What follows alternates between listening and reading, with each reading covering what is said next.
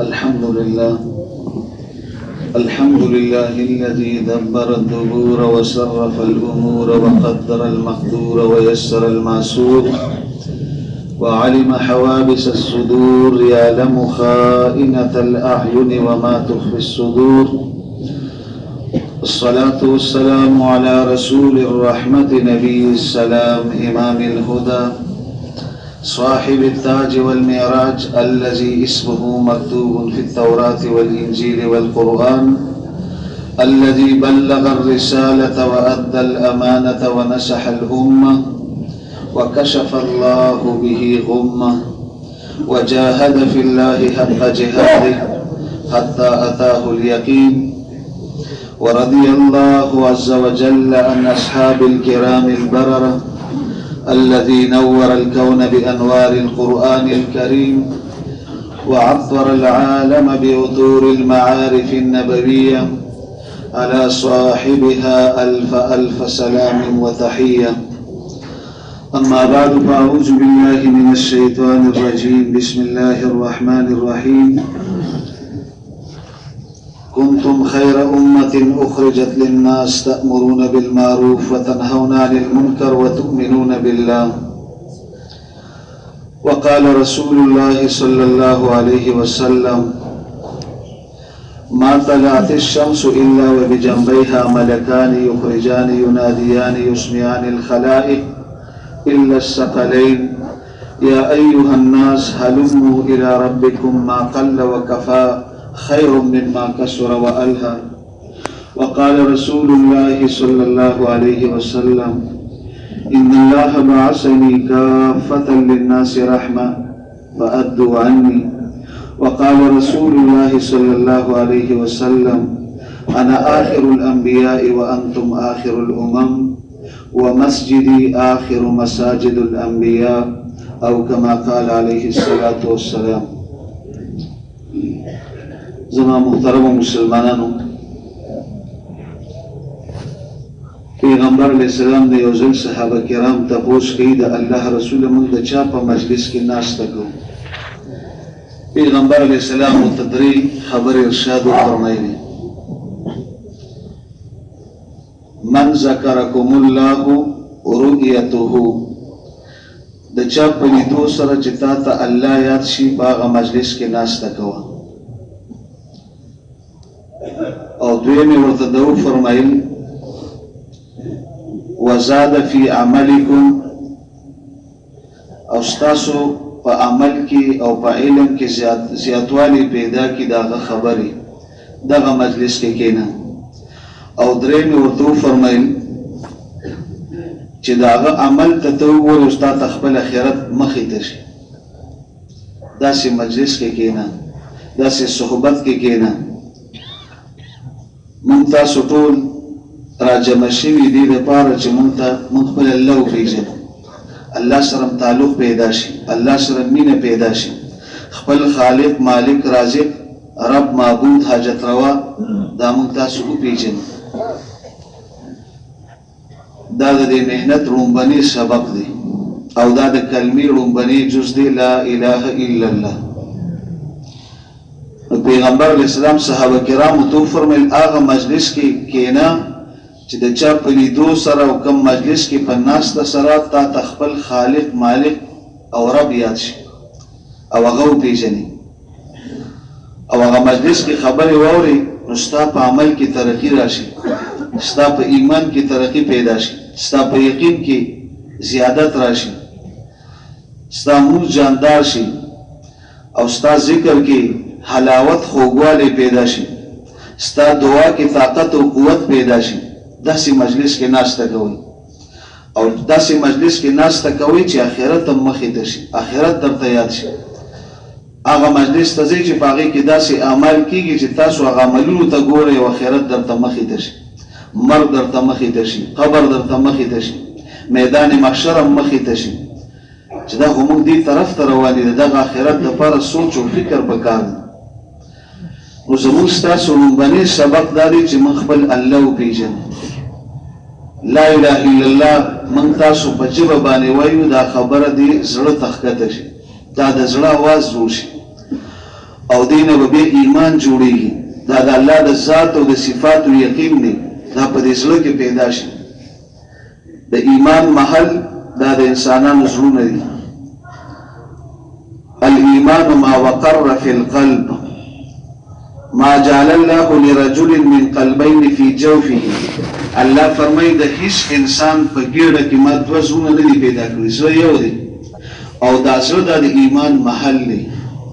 انبیاء علیهم السلام به چې الله دنیا ته رالیږل نو د هغوی په زړونو به یې محنت کوو چې دا لا اله الا الله دوی په ژبه باندې وویل، دا لا اله الا الله یې زړه ته ښکته شي او د الله سره تعلق پیدا شي، د الله سره مینه پیدا شي، د الله د ذات او د صفاتو یقین پیدا شي. وفي انفسکم افلا تبصرون. الله فرمایي تاسو د خپل جسم ته وګورئ بیا به مو پیژنئ. دا ځمکه، دا اسمان، دا انور، دا سپوږمۍ، دا ستوري، دا غرونه، دریابونه او دا انسانان، پیریان، فرشتي، دا هواګانې، دا ورځ، دا شپه، دا یخني، دا ګرمي، دا خزان، دا بهار، دا عزت، دا ذلت، دا مرګ، دا ژوند، دا مالداري، دا غریبي، دا ټول نظام الله پیدا کړی دی، الله یې چلی. الله خالق کل شی، د دې ټولو شیزونو خالق الله دی. مالک کل شی، په دې ټولو شیزونو د الله قبضه ده، یو شیز د الله د علم نه بهر نه دی. علیم بذات الصدور، د سینو په پټو رازونو خبردار ذات دی. فیرا دبیب النملة السوداء فی لیلة الظلماء علی صخرة السماء. تکه تور شپه ده، تور غر دی، تور ګټه ده، تور میږي او بیا د میږي څومره نری نری خپې او دبیب هغه کرښې ته وایي چې دا میږي په دې ګټه روان دی او د ده دا نری نری خپې دي، په دې ګټه د دې نه یو لکیره پیدا کېږي. هغه لکیره موږ تاسو ته نه ښکاري بلکې د دنیا دا دوربین او خوربین هم نه راځي. الله وی دا لکیره ماته د عرش نه ښکاري، حالانکه غر تور دی، ګټه توره ده، شپه توره ده، میږي تور دی او بیا خپو ته ګوره او بیا د هغې نشان ته ګوره. الله وی دا نشان هم مانه پټ نه دي، دا هم الله ته ښکاري. په هر شیز باندې عالم دی، په هر شیز باندې قبضه ده او ټول مخلوقات د الله د امر محتاج دي. الله د هیڅ چا محتاج نه دی. لا يحتاج الى احد، الله هیڅ چا ته محتاج نه دی. لا وزیر له ولا مشیر له، نه د الله وزیر شته او نه د الله مشیر شته. الله ته د مشورې ضرورت نشته، الله ته د وزیر ضرورت نشته. لا مثل له ولا مثال له، نه مثل شته او نه مثال شته. لا يستعين بشيء، د چا نه الله مدد هم نه غواړي. قدرت والا ذات دی، علی کل شیء قدیر، په هر شیز باندې د الله قدرت دی، قبضه ده د الله، په هر شیز قادر دی. فعال لما یرید، د الله د ارادي نوم دا وجود دی. انما امره اذا اراد شيئا ان يقول له كن فيكون. کله چې الله د یو کار اراده وکړي لفظ کن سره د وجود میلو شي. دا ځمکه الله پیدا کړې په خپل قدرت باندې، د اوبو د پاسه پیدا کړ. بیت الله شریف دی ته سرة الارض وي، د ځمکې نوم، د ځمکې مرکز. څنګه د انسان په جسم کې دا نوم دا مرکز دی، نیم انسان بره دی نیم لاندې. دقسې دا بیت الله شریف دا د ځمکې مرکز دی. د دغه ځای نه د اوبو یو غلغلۍ راوچته شوه او د هغې نه دا ځمکه الله خوره کړه. والجبال اوتادا، ځمکه ړکېده، دا غرونه پې میخونه وواله او دومره غټ غټ غرونه میخ چې موږ کله په دیوال باندې ټک کړو نو بار کم ښکاري او ټول دننه لاړ شي. دقسې دا غرونه چې بار موږ ته دا غټ غټ ښکاري، دا صرف د میخ سر دی، غرونه په ځمکه کې دننه دي. دا چا پیدا کړي؟ دا الله پیدا کړي. او بیا د اسمان او بیا د انور، د سپوږمۍ، د ستوري، دا یو نظام الله پیدا کړی او الله دا نظام په خپل قدرت سره چلی. ورځ هم راولي، شپه هم راولي، یخني هم راولي، ګرمي هم راولي، خزان راولي، بهار راولي، خوشحالي راولي، خفګان راولي. بیماری د الله په لاس کې، صحت د الله په لاس کې. واذا مرضت فهو یشفین، زه بیمار شم شفا الله راکړي. وتعز من تشاء وتذل من تشاء، عزت الله ورکی، ذلت الله ورکی. یحیی و یمیت، مرګ ژوند الله په لاس کې. امات و احیا، چاله مرګ ورکی، چاله ژوند ورکی. اضحک و ابکا، څوک خندي څوک ژړي، یو کور کې غم دی بل کور کې خوشحالي ده، دا دواړه الله روستي. اغنا و اقنا، څوک مالدار کی څوک فقیر کی، دا ټول د الله نظام دی. دا موږ را جمع شوي دي د پاره چې دغه خپل خالق وپېژنو، دغه الله وپېژنو، دغه الله سره تعلق پیدا شي او دا خبرې د زړه تخکته شي دومره دا خبرې په دې خپل ژبه باندې وکړو او دومره په دې غوږونو باندې وورو چې دا د ژبې الفاظ زړه تخکته شي اقرار باللسان وتصدیق بالقلب بس ژبه باندې اقرار او په زړه د دې تصدیق چې الله زه پیدا کړی او دنیا کې زه زندگی تیرومه د دنیا دا زندگی زم د الله په امر باندې روان یم او دا ټول کائنات د الله په امر باندې روان دي او زمون سفر آخرت طرف ته دی دغه الله ته مخامخ کیږو دا الله وپېژنو او دغه الله زمون ستاسو رازق هم دی نحن نرزقکم و ایاهم الله فرمایي تاسو لم رزق درکوم ستاسو بچو لم رزق ورکوم وفي السماء رزقكم وما توعدون الله فرمایي ستاسو رزق د اسمان نه دی النصیب یصیب ولو کان تحت الجبلین نصیب قسمت مقدر بدرته ملاوي اگر که د دوه غرونو لاندې وي خو د قسمت روزي بدرته خامخا ملاوي وما من دابة في الارض الا على الله رزقها الله فرمایي په کائنات کې داسې زنده سر سو خو دې نشي چې دا رزق په ما باندې ټول مخلوقات له رزق زور او حدیث کې راځي او انسان له ترغی مرګ نشي راځي ته سوچ د خپل رزق برابر کړی او دا موږ چې دنیا کې دا څومره خلک کسب کوي څوک دکان کوي څوک ملازمت کوي څوک زمینداری کوي څوک تجارت کوي دا د رزق لوخي چا ورته د دکان لوخي نیولې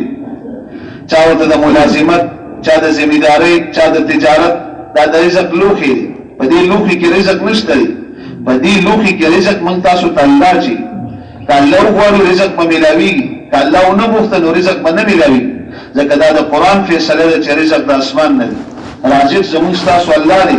موسی علیہ السلام ته الله فرمایل کاری په امسوا وی او مات شو دریم وروت دا دریم په امسوا مات شو دریم وروت دریم کانی وو او مات شو یو چنجیر وروت بلکې شنپانه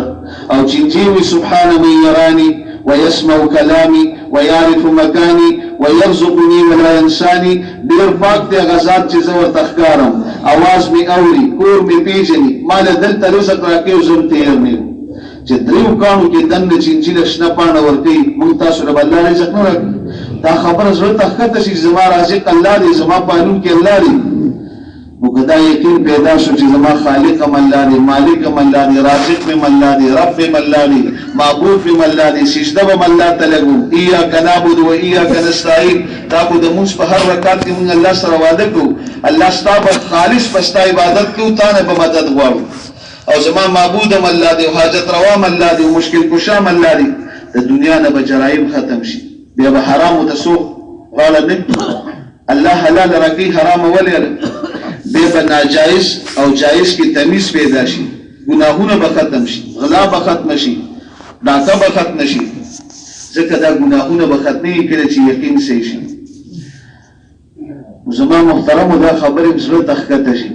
نن د دنیا مهنت کیږي د دنیا د لپاره مشقت او چتول د آسان دي زمیندار دی په جمی کې د دسمبر په میاشت کې د اوبو نمبر دی لړه دا یخنی ده او د شپې 12 بجې د اوبو نمبر دی نو دې چې ودشي نو ځان ته سر ته الارم کړي او بیا د شپې راپاسي او بیا زړې جامې واچي او جورابي بوټان نه چې ځکه اوبو ته کوزي او بیا د کور نه روان شي بیلچه په اوږه کې او بیا دغه یخ اوبو ته ورکوزيږي چې هغې ته څوک خلاص هم نشي او په دې اوبو کې هر قسمه خطرات دي د هغې مقابله کوي او ټوله شپې وبخور وکړو دا 3-4 بجو کې کور ته رالي او سملاس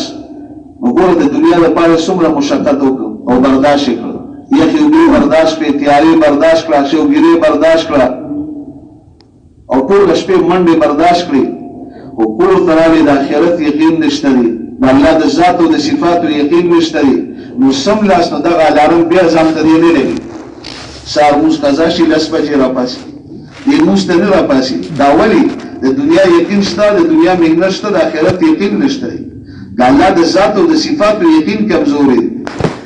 پټي کې لا یقین شته چې غنم به ملاوي ګوړه به ملاوي چینی به ملاوي پیسې به ملاوي سبزیانې به ملاوي میوې به ملاوي هغه خبرې مخې ته دي د هغې دپاره قرباني اسانه ده سار تاجر د کور نه اوسي ملازم ملازمت دپاره وځي ښه وختي پاڅېدل هم ورته اسان دي او وختي تللم ورته آسان دي حاضري ورته آسانه ده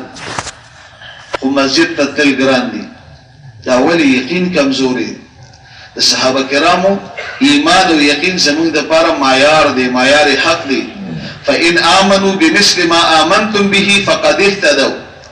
که تاسو د صحابه کرامو په شان ایمان جوړ کړو نو هدایت ته به ورسېږئ هغه ایمان هغه یقین دا زموږ دپاره معیار دی هغوی د آخرت محنت کې به لګیا وو الله سره تعلق دی الله سره مینه ده الله سره محبت دی آخرت مخې ته دی زندګي تېروي نو زندګي څنګه تېره شو اصحابي كالنجوم فبأيهم اقتديتم اقتديتم صحابه د ستورو په شان دي چا د چا اقتدا په هدایت ته ورسېږي هیڅ چیز د هغوی دپاره رکاوټ نه جوړېده هر قسمه قربانۍ ته تیار پیغمبر علیه السلام مسجد کې به صحابه کرام راجمع کېدل او اکثر به د لرې لرې نه مسافر راتلل دا ټول صحابه کرام د مدینې منورې نه دي سلمان فارسي رضی الله عنه د فارس نه راغلي زندگی مدینه منوره کې تیره کړه بلال حبشي رضی الله عنه د حبشې نه راغلي صهیب رومي رضی الله عنه د روم نه راغلي ابو هريره رضی الله عنه د یمن نه راغلي داسې اکثر صحابه کرام د لرې لرې نه راغلي نو زندگی دغلته تیره کړه حالانکې دلته نه رشته دار او بس صرف د اسلام نسبت سره راغلي جلیبی رضی الله عنه یو صحابي دی د لرې نه راغلي مسافر و د پیغمبر علیه السلام مسجد دی او مخامخ په ګوټ کې یو مدرسه جوړه کړې وه صفه په دې کې به دا صحابه کرام پاتې کېدل اصحاب صفه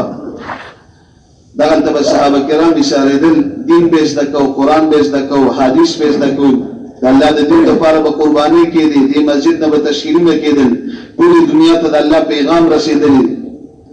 دا صحابي دی د رنګ نه تور دی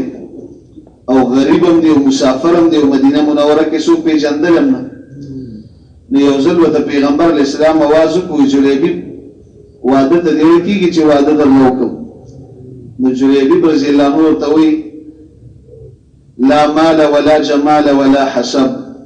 د الله رسول نه را سره مال شته نه را سره حسن شته او نه مې خاندان راسي اوچت دی څوک مې پېژني نه نو ما سره به څوک رشته وکړي بس دی ویل او روان شو په سبا کې پیغمبر علیه السلام بیا تپوس کوي جلیبي واده ته دې وکړي دی ورته بیا هم دغه جواب یې وکړ لا مال ولا جمال ولا حسب نه مال شته او نه حسن شته نه جمال شته نه خاندان شته ما سره به څوک رشته وکړي د الله رسول او بیا روان شو په درېیمه ورځ کې پیغمبر علیه السلام بیا مسجد کې اواز وکړ جلیبي واده ته دې ویل کېږي چې واده درله وکړه دی هم هغه جواب وکړ نه مال شته او نه حسن شته او نه خاندان شته ما سره به څوک رشته وکړي صحابي بیا لاړ په درېیمه ورځ مدینه منوره کې یو صحابي دی ډېر مالدار انصاري صحابي دی د هغه لور کونډه شو مخکې نه کونډه شوې وه په دغه ورځ مسجد ته رالي پیغمبر علیه السلام ته عرض کوي د الله رسول زما لور د کونډه شوې ده او که چېرته مناسب رشته راله رشتې خو ډېرې کور ته راځي خو موږ وایو چې ستاسو په مشوره باندې وشي نو زما د لور رشته ورسره وکړي پیغمبر علیه السلام هغه صحابي ته وفرمیل حالانکې د مدینې منورې مالدار صحابي دی وایي خوښه دې نه ده چې دا رشته موږ سره وکړي موږ له دا رشته نه راکړي نو هغه د خوشحالۍ نه داسې یو ټوپ و او ډېر خوشحاله شوي د الله رسوله زموږ رشته او تاسو دا ورځ به په موږ کله راځي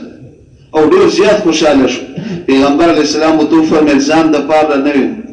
د جلیبي دپاره رشته غواړم نو صحابي خاموش شو وایي د الله رسوله کور کې به لږه مشوره وکړم زه داسې نه دلته زه یو فیصله وکړم او کور کې به بیا مشوره دي زه به کور والا سره مشوره وکړم او لور مې عاقله بالغه ده د هغې نه به هم تپوس وکړم صحابي کور ته لاړې او چې کور ته ورسېد نو دا جلیبي رضی الله عنه پیغمبر علیه السلام ته رانږدې شو د الله رسوله زه تاسو ته ویم چې زما رشتې ته څوک غاړه نه ږدي او ما دپاره د خلکو نه رشته مه غواړئ دا زما ملګري دي هسې نه د دوی په زړه کې زما حقارت پیدا شي سپکوالی پیدا نه شي پیغمبر علیه السلام ورته وفرمیل جلیبي ته د الله په نظر کې ډېر اوچت یې ته حقیر نه ته د خپل ځان نه خبر نه او بیا ورته وفرمیل ان الله لا ينظر الى صوركم واموالكم ولكن ينظر الى قلوبكم واعمالكم الله ستاسو شکل ته او مال ته نه ګوري، الله ستاسو زړه ته ګوري، د زړه دننه کیفیت ته ګوري، ایمان ته ګوري، یقین ته ګوري، تعلق ته ګوري او د زړه جذبې ته ګوري او بیا ستاسو اعمالو ته ګوري چې د دې بدن نه کم اعمال روزي. هغه صحابي چې کور ته لاړې نو کور والي ته وایي چې پیغمبر علیه السلام زموږ د لور رشته غوښتې ده. نو کور والی ورته وایي دې کې د مشورې څه خبره وه چې ته کور ته رالې، پیغمبر علیه السلام زموږ رشته غوښتې ده، ته مشورې له کور ته رالې. وایي ځان دپاره نه د جلیبیب دپاره. نو دا صحابي خو ټول پیژنده. نو کور والی خاموشه شو، ورته وایي چې رشته خو پیغمبر علیه السلام غواړي، خو دا صحابي چې کوم دی نو یو خو ډېر غریب دی، کمزور هم دی او موږ سره غم دا دی چې دا لور به مو سره وخت تېر کړي که نه. دوی دا خبرې کوي، هغه لور یې واورېده، هغه هم د صحابي لور ده.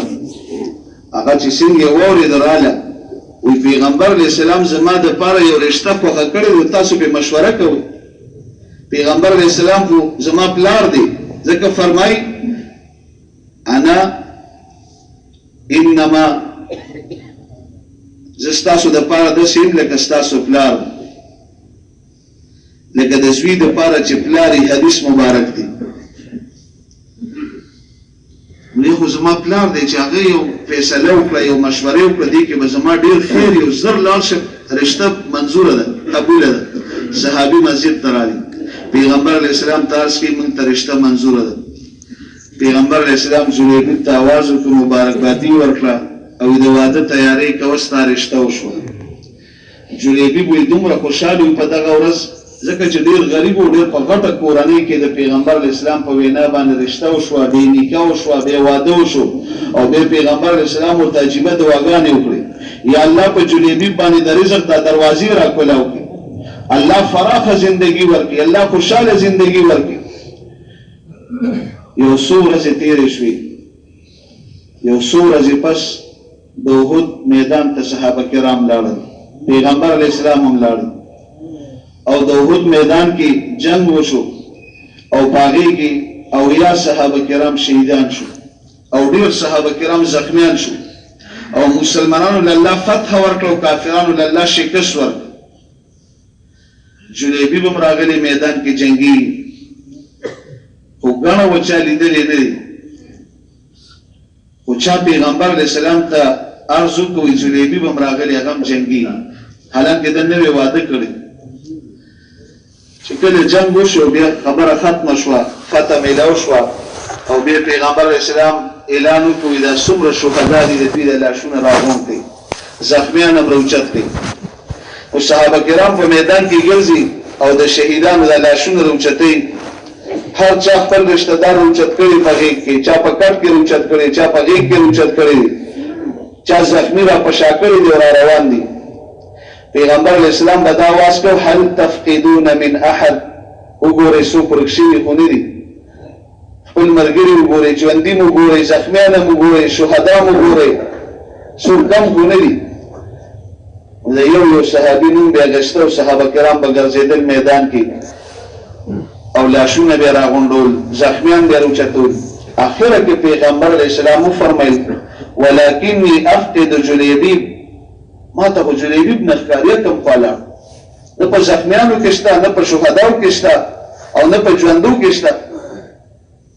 دا جلیبیب صحابي په صحابه کرامو کې داسې و چې دې چا ډېر نه پېژانده، ګمنام صحابي و. او حدیث کې راځي ان الله يحب العبد التقي الخفي النقي، دا الله خوښ بنده دی چې هغه تقواداري، پرهیزګاري او د الله د یریدونکي او په خلکو کې ګمنامي څوک نه پېژني، دا کس د الله خوښ دی، دې کس سره الله مینه کوي. پیغمبر علیه السلام فرمایي جلیبیب وګورئ هغه نه ښکاري، د الله رسول میدان خو ټولو کتو پیدا نه شو، وی وګرځئ یو خوا بل خوا بار لاړ شئ. صحابه کرام خواره شو او چې کله د احد د میدان نه بار ووتل نو په بار یو بل میدان کې جلیبیب رضی الله عنه شهید شوی دی، لاش یې پروت دی او خوا کې ورسره اووه کافران مردار شوي هم پراته دي. صحابي راغلي د الله رسول جلیبیب خو شهید شوی، پیغمبر علیه السلام فورا پاڅېد او تیز لاړ او ځان یې ورسول جلیبیب ته چې مخامخ شو، د سترګو نه اوښکې روانې شوې، په ژړا شو او فورا کېناسته او د جلیبیب دا سر یې اوچت کړو په خپل شنګل یې کېښود او ژړل او بیا فرمایي الله نن خو خلکو خپل رشته داران اوچت کړي قتل 7 ثم قتلوه دی جلیبیب رضی الله عنه د اووه کافران مردار کړي دي بیا دې شهید کړي او بیا پیغمبر علیه السلام سترګو نه اوښکې روانې دي او فرمایي نن خو چا رشته دار په شا کړي دي چا په غېږ کې اوچت کړي دي او چا په کټ کې اوچت کړي او دا جلیبیب هم صحابي دی د دلته رشته دار نشته دی دا ډېر ګمنام صحابي دی دې څوک پیژني نه او جلیبیب یې ځان ته رانږدې کړي دا فرمایي بار بار به دا ویل اللهم هذا مني وانا منهم یا الله دا جلیبیب زما نه دی او زه د ده نه یم یا الله جلیبیب زما نه دی او زه د ده نه یم او دا به بار بار فرمایلی و روچت کړي دی او بیا غېږ کې روچت کړو او بیا چې روچت کړه نو قبر چې وکنسته نو دا صحابي پیغمبر علیه السلام په خپل لاس اوچت کړو په لحد کې کېښود قبر کې کېښود او بیا پې خاورې واړوي دا نوې واده ده ته رکاوټ جوړ نه شي ځکه د آخرت کور دوی جوړ کړی صحابي به د جهاد میدان ته ته دعا به یې کوله یا الله شهادت راکړي عمر رضی الله عنه به دعا کوله مستقل اللهم ارزقنا شهادة في سبيلك وفي بلد رسولك یا الله د خپل لارې د شهادت مرګ راکړي او د پیغمبر علیه السلام په ښار کې مرګ راکړي یو بزرګ یو کس رالي وی چې یو تپوس کوم دا خلک د دې مرګ نه ډېر یېرېږي دا ولې بزرګ ورله عجیبه جواب ورکړ وی د دې خلکو د الله سره تعلق نه د الله سره مینه دي محبت دي او دې خلکو د دنیا کور جوړ کړي د آخرت کور یې نه جوړ کړي نوران کور ته څوک نه خوشحالي دنیا کې مې یو سړی د آباد کور نه پار کا او چېرته کنډر ته یې دننه که یا خیمې چومپړۍ ته نو دی په خوشحالۍ هغه کور ته ځي دی به په خفګان رواني کله چې ملک الموت راشي او چا د آخرت کور جوړ کړي او د آخرت دپاره ستړي کړي او مال او جان یې لګولي او خپل صلاحیت استعداد یې خرج کړي نو دله چې ملک الموت راشي ورته وایي السلام علیک یا ولی الله ای د الله ولی السلام علیک قم فخرج من دارک التي خربتها الى دارک التي امرتها راپاسا دا کور خو دې جوړ نه کړ دا کور دې روان دی دا غیر آباد دی تا چې کوم کور جوړ کړی د آخرت هغه آباد کور ته دې بوځم نو دې په خوشحالۍ باندې هغه له روح ورکړي او چې کوم کس آخرت کور نه دی جوړ کړی او دنیا کې د ده مخې ته صرف دنیا ده نو دله چې ملک الموت راشي ورته وایي یا عدو الله د الله دشمنه قم فخرج من دارک التي امرتها الى دارک التي خربتها راپاسه دا کور به دې جوړ کړی په دې د ډېره خواري کړې ده خو دا خو ناپایدار کور الله فرمایي که بیت العنکبوت د جولاګي جاله ده دار الغرور د دوکې کور دی متاع قلیل لږه شان فایده ده لعب ولکن دا لوبې ټوکې دي جناح بعوده د ماشي وزر دی که ذل زائل ختمېدونکې سورې دی راځه دا کور دی آباد کړی دی خو هغه کور ته دې بوځم چې کوم کور دی په خپله روان کړی دی هغه روان او غیر آباد کور ته دې بوځم نو دې چې بیا د ده نه روح دا ملک الموت قبض کوي نو دې دغه وخت کې چغې وایي قال انی تبت الآن یا الله اوس مې توبه ده قال رب ارجعون لعلی اعمل صالحا فيما تركت كلا الله دنیا ته مې یو ځل واپس کا زه به نیک اعمال کوم زه به د آخرت کور جوړو زه به د دنیا ټک کار نه کوم الله خو یو موقع یو چانس بل را او دې دنیا ته واپس نشي راتلی په دې سفر باندې موږ تاسو ټول روان مسافر یو او ملک الموت وی دروازه کې بیا سر راښکاره کړي دا خلک ژړا شروع کړي لم تبکون ولې ژاړئ لم تجزون چغې سورې ولې وکئ ما لي ذنب ما څه غلط کار وکړ فوالله ما نقصت لكم عمره فالله قسم که ستاسو عمر ما کم کړی والله ما حبست لكم رزقا فالله قسم که ستاسو د رزق دروازه ما بنده کړی ما لي ذنب زما غلطي څه ده وان لي فيكم لعوده دې کور ته خو سهار نه زه بیا راځم ثم عوده بیا به راځم ثم عوده بار بار به راځم حتی لا یبقى منکم احد چې یوم پاتې نشي بیا به دې کور ته نه راځم د بلال رضی الله عنه چې کله بیمار دی مرض الوفات کې سترګې پټې کړې او ډېر تکلیف دی ورته د ژوند اخري وخت دی کور کې زنانو جړا شروع کړه نو بلال رضی الله عنه غلام ابن غلام په خپل غلام دی پلار غلام دی د مسجد نبوي مستقل مؤذن دی او په بیت الله شریف په چت باندې لومبني اذان چې مکه مکرمه فتح شو نو بلال اذان کړی د ژوند اخري وخت دی کور کې زنانه جړل شروع کړ چې بلال خو موږ نه جدا کېږي سترګې کولو کړې ولې جاړو وستا په جدایي باندې جاړو بلال رضی الله عنه تو فرمایي پیغمبر علیه السلام فرمایي تحفة المؤمن الموت د مؤمن د پاره د مرګ د تحفه ده هدیه ده ان الموت جسر يوصل الحبيب الى الحبيب د مرګ یو کول دی دوست په دوست سره دی غدا نلقي الاحبه محمدا وحزبه سار له زما ملاقات کیږي د پیغمبر علیه السلام سره او زما د خواږو مرګو صحابه کرامو سره د کې د جراس خبره ده تاسو ولې جرا شروع دا خلکو اخرت کور جوړ کړی په خوشحالي باندې اخرت تلل محترم من تاسو ځان له اخرت کور جوړ الله سره تعلق پیدا کو الله سره مینه پیدا شي او لا اله الا الله دې زړه تخکته شي انسان کمزور دی دنه به کمی بشي کی او د باندې په غفلت او راضي نفس او شیطان خواهشات د سره دي به دوکېږي خدا توبه او داسې عمل دی چې توبې سره الله ټول ګناهونه معاف کوي التائب من الذنب كمن لا ذنب له یو کس توبه وکړه د ګناه نه داسې دی لکه د چاړو ګناه کړی نه او الله ډېر غیرتي او قدردان ذات دی انا اغیر ولد آدم والله اغیر مني پیغمبر علیہ السلام فرمایي په انسانیت کې د ټول غیر غیرتی زیمه الله زمانه زیات غیرتی دی یو بنده ډیر نافرمانه دی ګناهګار دی او د توبه وکړه اذا تاب العبد الى الله عز وجل بنده په سوچ باندې الله ته توبه وکړه یا الله زندگی را نتیره شو ګډه و نتیره شو یا الله ما معاف کړي په صدق دل سره توبه وکړه د ډیر ګناهونه کړی او په دې وګ باندې فرشتي مقرر دي کرامن کاتبین یعلمون ما تفعلون هغه فرشتي لیکل کوي ما يلفظ من قول الا لديه رقيب عتيد د انسان د جبه نه چې کوم خبر روزي نو هغه فرشتي لیکي د اعمال لیکي د خبرې لیکي او د دین عمل نامه جوړي د قیامت پر ورځ وكل انسان الزمناه طائره في عنقه ونخرج له يوم القيامه كتابا يلقاه منشورا اقرأ كتابك كفى بنفسك اليوم عليك حسيبا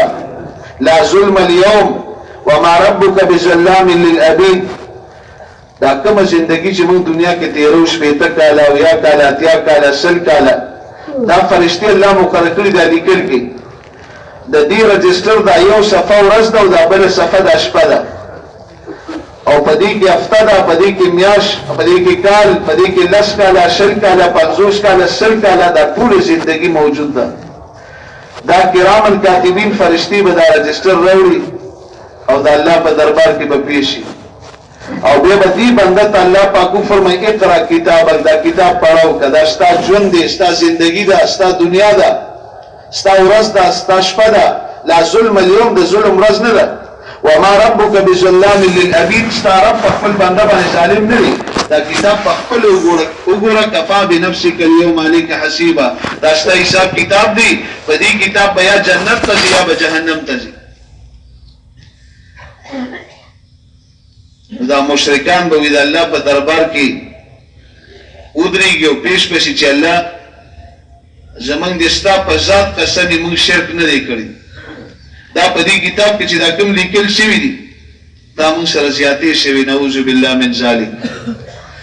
وی الله پاک بوتو فرمایي خو د دنیا عدالت نه دی د الله عدالت دی 50,000 کال ورځ ده تودن الشمس کا مقدار میل یو میل کې بنور راخته شوی د دې حدیث راوی دا وی ما ته پته نه چې پیغمبر اسلام د میل نه کم میل مرادو یو میل د سړک میل ته وی بل میل د رنجو سلی ته وی وجيء يومئذ بجهنم جهنم بلاره نزدیکی او میدان محشر نه به مفسرین فرمای گیر چاپیره د جهنم اور توشي او دومره خطرناک اور دی نارکم جزءا من 70 جزءا من نار جهنم ستاسو د دنیا اور د جهنم د اور او یایمه حصہ ده او 50,000 کال ورځ ده یوم یجعل الولدان شیبا ځوانان به بوډاګان شي ورځ به نه ختمي وجاء ربك د الله تعالی بولېږي والملك صفا صفا فرشتي به دایره جوړي یحشر الناس علی صعید واحد، په دې یو میدان کې به دا مخلوق ټول راجمع شي. وان منکم الا واردها، پولیس صراط پل براشي. والوزن یومئذ الحق، د میزان تل بولږي، د الله عدالت بولږي. او په دې کې به دا مشرکان وي الله ستا په ذات هم دې قسمي موږ شرک نه وي کړی، دا موږ سره زیاتې شوي. نو الله پاک به وفرمایي اليوم نختم على افواههم وتكلمنا ايديهم وتشهد ارجلهم بما كانوا يكسبون. د دې خلکو په دې خلو به الله مهر ولګي، جبه به بند شي، خبرې به نشي کولی. وتكلمنا ايديهم، د دې د لاسونه به خبرې شروع کړي، په موږ یې دا کارونه کړي. وتشهد ارجلهم، خپې به خبرې شروع کړي، غوږونه به خبرې شروع کړي، سترګې به خبرې شروع کړي، یو اندام به ګوي ورکړي چې په ما یې دا کارونه کړي. چې دا ټول اندامونه خبرې وکړي. او حدیث کې راځي لومبنۍ خبرې چې شروع کوي میدان محشر کې د انسان دا ګس پتون به شروع کوي. چې دا ټول اندامونه خبرې وکړي نو الله به دا اندامونه خاموش کړي او د خپلې نه به دا مهر لري. اوس سوي نو دې به سر ښکته کړي او د خپل جسم ته به داسې وګوري. وقالوا لجلودهم لما شهدتم علينا، د خپل اندامونو ته به وایي دا په ځان په خپله ګوي ولې وکړه، ځان باندې په خپله ګوي وکړه. نو دوی به ورته بیا وایي قالوا انطقنا الله الذي انطق كل شيء، هغه الله موږ نن له د وینا طاقت راکړو، کوم الله چې د هر څیز د وینا طاقت ورکړي. او دا د الله عدالت دی، دې کې دروغ نه چلیږي، څه چې شوي هغه هم ورته ټول وي. الله به ورته فرمایي چې لږ نور هم تاسو مطمئن کوم. یومئذ تحدث اخبارها، قرآن کې الله فرمایي د قیامت پر ورځ به د ځمکه خبرې کوي. کله چې قیامت راشي دا د مساجد د ځمکه، بیت الله شریف، مسجد نبوي، بیت المقدس او په ټوله دنیا کې څومره مساجد دي، د دې د ځمکه به د دې ځمکې نه الله را جدا کړي، دې نه به الله د جنت فرش جوړ کړي. دا د جنت ځمکه ده. او دا نور ځمکه به ټول الله را غونډه کړي د دسترخوان په شکل، یو طرف ته به کېښودل شي. دې انسان ته به الله دا ځمکه را خوره کړي داسې. او بیا د په دنیا کې خو بلا ملکونه دي، پاکستان کې اوسېده، بیا په خیبر پښتونخوا کې اوسېده، بیا په چارسده کې اوسېده، او بیا په چارسده کې په یو کلي علاقه کې د ژوند تېر کړی دي. دا به ورته په دې ځمکه کې غزې را مخامخ کړي، دا غزې دي، دا چارسده ده او دا ستا کلي، ستا علاقه ده. او کوم ځای کې چې د کوم ګناهونه نافرمانۍ کړي دي، یومئذ تحدث اخبارها، دا ځمکه به خبرې شروع. او هغه څه به وایي چې دا کارونه یې کړي دي. دا د الله عدالت به لګي د قیامت پر ورځ. اوس یو بنده نه ګناهونه ښه ډېر شوي، نافرمانۍ شوي، دی وایي زه توبه وباسم. نو الله دومره مینه د محبت دی، بنده راپاڅېد یا الله توبه، د نن نه پس به زه نور نافرماني نه کوم، الله نور به ګناهونه نه کوم، الله زما د صدق دل نه تا ته توبه ده. نو حدیث کې راځي انسى الله الحفظة ذنوبه، دا کمی فرشتي چې دلته موجود دي د دوی نه ګناهونه هیر شي، مکمل تیر شي. ته 50 کاله زندگی تیره کړې ده او ښه ډېر ګناهونه یې کړي دي. او پیغمبر علیه السلام فرمایي د کرامن کاتبین نه الله پاک دا ګناهونه هیر کړي. او بیا وانسى ذلك جوارحه ومعالمه من الارض، او بیا چې د کوم اندامونو باندې د ګناهونه کړي دي، په لاسو باندې، په خپو باندې، په سترګو باندې، غوږونو باندې، په ژبه باندې. نو حدیث کې راځي پیغمبر علیه السلام فرمایي د دې ټولو اندامونو نه الله ګناه هیر کړي، مکمل ختم شي. د قیامت پر ورځ دا اندامونه د خلاف ګوي نشي ورکولی، دا دلته ختم شو په دې توبه باندې. ومعالمه من الارض، کوم ځمکه باندې د ګناهونه کړي، نافرمانۍ کړي، د هغه ځمکې د هغه حصې نه هغه ګناه هیره شي، مکمل ریکارډ یې ختم شو. او بیا چې د فرشتو کوم لیکل کړي دي په عملنامه کې، په دې کتاب کې، رجسټر کې، نو موږ خو چې یو څیز ختمو داسې کراس نشان پرې راکاږو. الله داسې نه کوي، د عملنامې نه هغه ګناهونه داسې صفا کړي چې پته هم نه لګي، نشان هم نه ښکاري. پیغمبر علیه السلام فرمایي حتی یلقى الله تعالی وليس عليه شاهد من الله بذنب، تر دې پورې چې دا بنده د قیامت پر ورځ الله ته مخامخ ودرېږي چې د ده خلاف یو ثبوت هم نه، یو ګواه هم نه. داسې ګناه الله ختمه کړي په توبه باندې. توبه داسې عمل دی اذا تاب العبد الى الله عز وجل بنده الله ته توبه وباسي اوقدت الملائکه سراجا من نور فرشتي په اسمانونو کې د نور فانوسونه ولګي چمک دمک جوړ شي رڼاګانې جوړ شي وعلقته بين السماء والارض د ځمکې اسمان په دې منځ کې راځوړن کې ټول اسمانونه خسته شي فتقول الملائکه ما هذا فرشتي وبل تاسو کې دا څه چلو شو دا دومره چمک دمک دا چراغا دا رڼا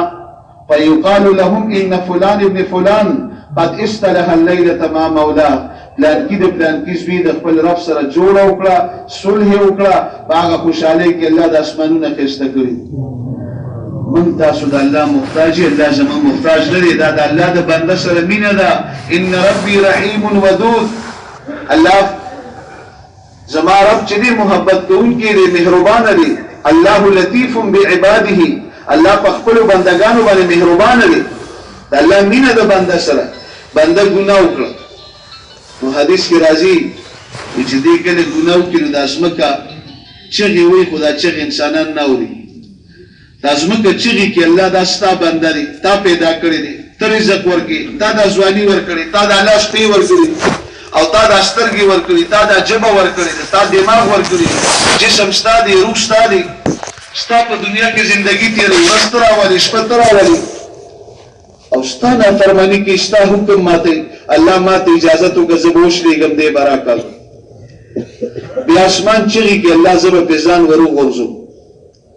او بے سمندر چغی کی اللہ اجازت رازی بے لو کم ڈوب بے کم او بے فرشتی اجازت غوار اللہ یو چغی سر بے سلو پڑکو چو ختم بے کو امون لیو اجازت راک اللہ ورطا فرمائی دعو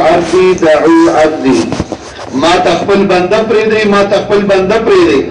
ان کان عبدکم فشانکم بہی ستاسو بندی حلاکی کے ڈوبی کے ختمی کے وَإِن كَانَ عَبْدِي فَمِنِّي وَإِلَيَّ عَبْدِي کہ زما بندی زما و زما دا بندہ منس کی بتاسو نرازی ان اتانی لیلا قبلته وَإِن اتانی نهارا قبلته شرط یورز بدیو یا اللہ توبہ شرط یشکو بدیو یا اللہ توبہ بدی توبی انتظار کو بدیو توبہ بورتا ہر سماف کے زمائش پروانش حدیث کے رازی لو اختقتم حتی تبلغ خطایاکم السماء ثم تبتم لتاب اللہ علیکم کہ تاسو دومره خطاګانې وکړي چې تاسو خطاګانې اسمان ته ورسېدي د اسمان کنارو ته ورسېدي او بیا په سچ باندې توبه وکړه په دې یو توبه به الله دا ټول معاف کړي د الله هیڅ پروا نشته ان الله يبسط يده بالليل ليتوب مسيء النهار ويبسط يده بالنهار ليتوب مسيء الليل حتى تطلع الشمس من مغربها شپه راشي الله څنګه د الله شانس ول خداوندی سره مناسبی لاسونه پاره کی چې د ورځې نافرمان راشي ما سره جوړ او صلح دې د شپې توبه نه باسي د ورځې الله بیا لاسونه پاره کی چې د شپې نافرمان راشي ما سره جوړ کی ما سره صلح کی ما ته توبه باسي من تاب قبل ان تطلع الشمس من مغربها تاب الله عليه تر سوچ د مغرب نه نور بیا خاطر الله د بندگانو د توبې انتظار کوي وبابي مفتوح لمن دعاني اللہ فرمائی زما دروازه چاته بندیږي زما دروازه هر چاته کولاو څوک چې ما ته आवाज کوي زما دروازه نه کوک بندیږي ادعوني استجب لكم ما نغواړي زما درکو انا قریب من حبل الورید زده اشاره نم زیات نږدې ما او دعاګان الله قبلې کړي چې د انسان په دعا باندې یقیني د الله په ذات باندې یقیني ادعوا الله وانتم موقنون بالاجابه حدیث کے راضی دعا غواړي کو 100% په قبلې دو یقین ساتي بیا په قبلي د چا چې په دعا شکی د دعا به نه قبلي د دې یقین کمزوري د دعا به نه قبلي او بیا دعاګانو کې چې دا کم مسنون دعاګانې دي په دې کې ډیر زیات اثر دي یعقوب علیه السلام نه دوه ځامن ورک شو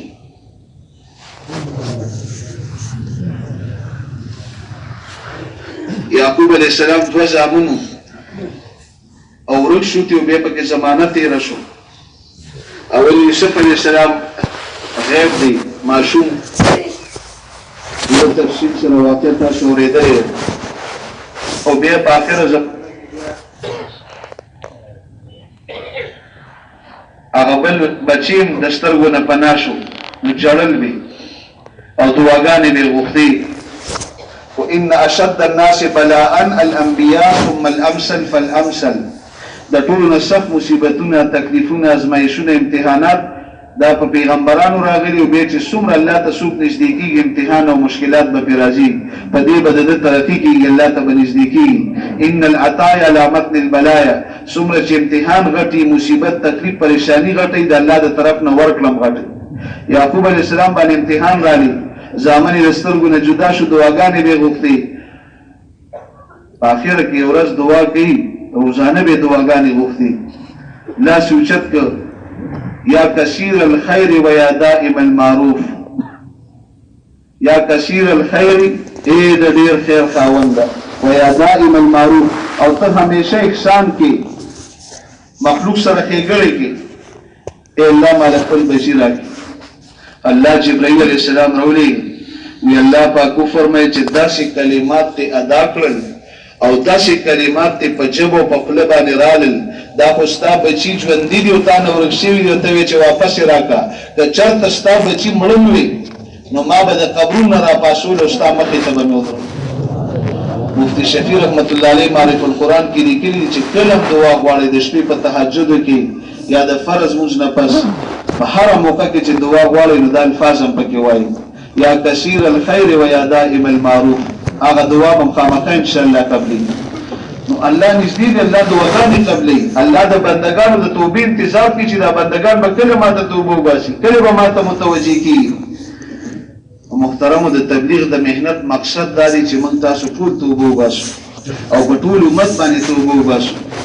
د دنیا د آخرت مسلې به په دې حل کېږي چې موږ تاسو توبه وباسو، استغفار کړو، د الله نه معافي غواړو.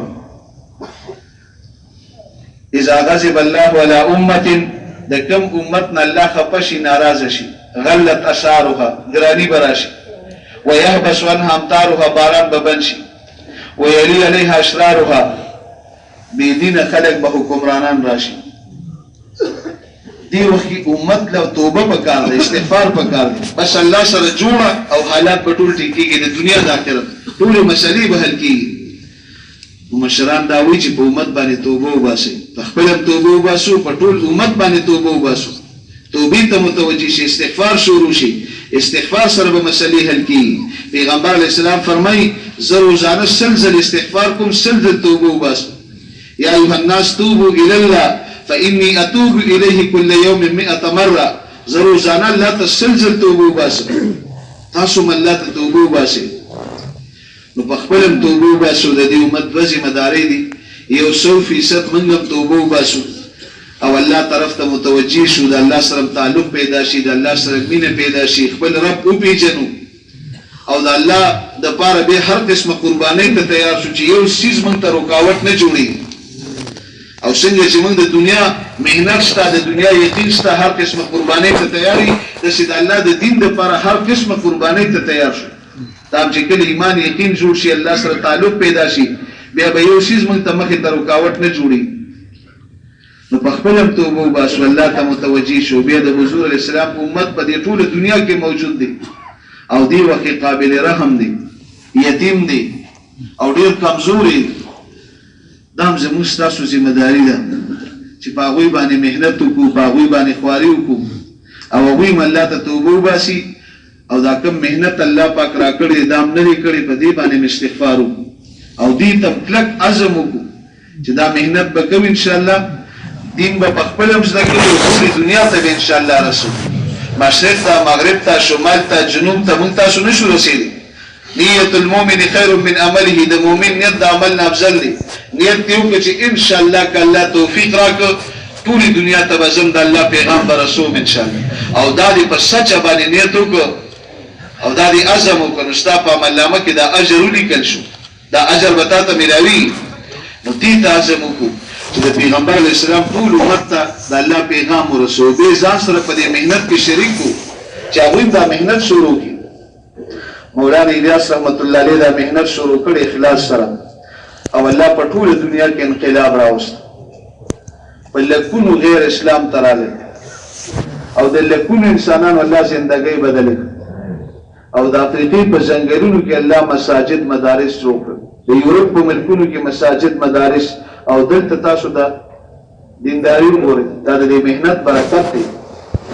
مولانا الیاس رحمت الله علیه اخلاص سره شروع کړی دی او فرمایي په ما درې دعاګانې غوښتې د الله نه یو مې دا دعا غوښتې ده چې الله دا کوم محنت ما شروع کړی دی हवा के झोंके की तरह 2-3 सदियों में खत्म न हो जाए چې دا محنت ختم نشي په 2-3 सदियों کې او دویمه مې دا دعا وکړه چې الله ما سره ډېر کمزوري ملګري دي ان خو کلا فلا دوی له خوراک هم ورکو او اسکاک هم ورکو تبلیغ والو الله څنګه خوراک ورکوي دا د مولانا الیاس رحمت الله علیه دعا ده ما سره ډېر کمزوري مسکینان دي الله دوی له خوراک هم ورکو او اسکاک هم ورکو او دریمه دعا مې دا کړې چې الله چا په دې محنت کې وخت ولګو او دا کار شروع کو د وجوهاتو په بنا باندې دی رسته شو او دا کار پرې خو الله دې دنیا کې دونه پریشان کړي چې واپس دې کار تخپل کارو وې دا درې دعاګانې مې غوښتې دي زما محترمو کدي کار سره زموږ تاسو نسبتي تعلقي ربطي او دې محنت کې شریکي نیت د ټولې دنیا ته بدل الله پیغام رسول څومره چې لګ لګ کو څومره الله واش طاقت راکړي به کو په محله کې بغش کې تعلیم بکې مشوره کې بکې نه دې پنځه اعمالو په خیال ساتي شبي جمیله برازي میاش کې بسې روزي وځي کله ناکله ولري په تشکیل باندې زی او اجر به تر ټولې دنیا ملاوي ځکه تا نیت کړی چې مرګ پورې به دا محنت کوم ټولې دنیا ته به الله پیغام رسول نو دې ته نیت وکړو ان شاء الله چې دا محنت په خپلم کوو ان شاء الله دا الله پیغام په ټولې دنیا ته رسول او په دې محنت کې به ځان سره ټول امت شریک کوي ان شاء الله او څومره خلک د الله نه لري دي او د غفلت په خوب باندې ودري هغوی باندې به محنت کوي چې هغوی توبه وباسي الله طرف ته متوجه شي د دنیا مسلې به په دې باندې حل کېږي او د آخرت مسلې به هم حل کېږي وایي ملګرو دې دپاره چا چا نیتونه دي چې انشاءالله زه به د الله پیغام ټولې دنیا ته رسوم انشاءالله